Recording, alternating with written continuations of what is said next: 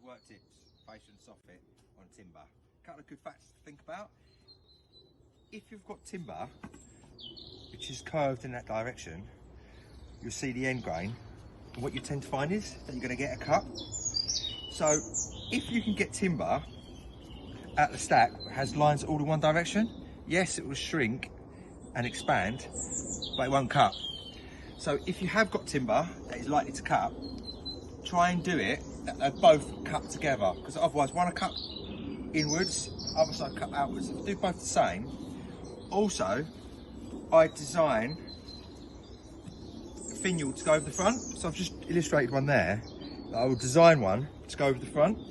And what you can do is, another good factor, good work tip, is that you can also put a piece of timber in a biscuit joint. If you haven't got a biscuit jointer, just use a piece of ply, a piece of timber, get your skill saw, set the guide and run it down until you've got like 1/4 inch groove, and just put a piece of ply in and hold it in like so. Good work tips. Also on here we've got cladding going around. We've got a soffit underneath. So what I do is I put the cladding on first and this over the top. But what I would do is, instead of riding around here, if I do it 12mm pack and my cladding's going to be 8, I've got a shadow gap there for a bit of movement. But I will also scribe in the soffit first and make sure that you treat it front and back before you put the barge board up. Good word tips, I hope it helps.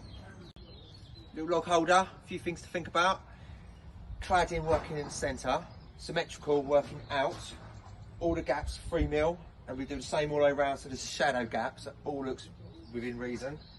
Also, end cladding will slide underneath the barge boards, and we work it in a way that the cladding butts up to that.